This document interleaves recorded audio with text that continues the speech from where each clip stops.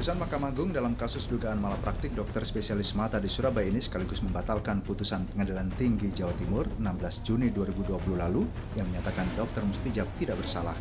Keputusan PT Jatim didasarkan pada keterangan ahli dari Ikatan Dokter Indonesia IDI Cabang Surabaya yang menyatakan tindakan Dr. Mustijab dan Surabaya Klinik Mata sudah sesuai prosedur dan tidak melanggar kode etik.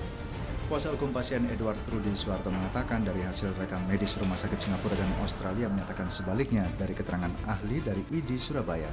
Dalam penanganan pasien Tato Purwanto selaku penggugat terjadi human error yang menyebabkan kebutaan pada pasien. Karena itu Mahkamah Agung menghukum Dr. Mustijab bersama Surabaya Klinik Mata membayar ganti rugi material dan imaterial pada pasien senilai lebih dari 1,2 miliar rupiah. Namun putusan itu belum dilaksanakan Dr. Mustijab dan Surabaya Klinik Mata. Tiba-tiba 4 bulan kemudian, sang dokter tersebut malah menggugat klien kami. Dan inilah yang menimbulkan permasalahan gaduh di masyarakat dengan proses-proses hukum yang sedemikian panjang.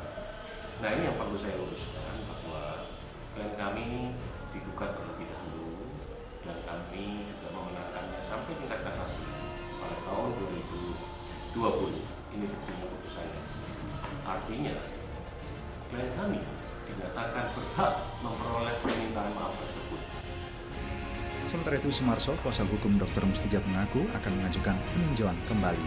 Menurutnya, keputusan Mahkamah Agung tidak sesuai dengan aturan kode etik seorang dokter.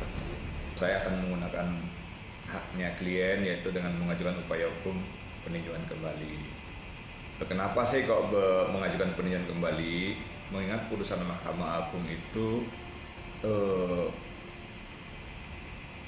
dianggapnya seseorang dokter yang dianggap melakukan perbuatan melawan hukum tanpa melalui proses pelanggaran itu sendiri dari segi etis. Kasus hukum melibatkan pasien Tato Purwanto penderita katarak di mata kirinya dengan Dr. Mustijab saat pasien berobat ke Surabaya Klinik Mata di Jalan Jemur Sari, Surabaya. Saat itu pasien oleh Dr. Mustijab disarankan untuk operasi. Namun pasca operasi tidak ada perubahan, bahkan mata pasien kian sakit.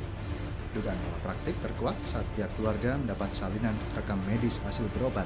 Kondisi mata pasien sudah tidak bisa ditangani karena lensa matanya robek serta pecahan kataraknya ternyata bertaburan di mata pasien. Dari Surabaya, Hari Tambayong, iNews melaporkan.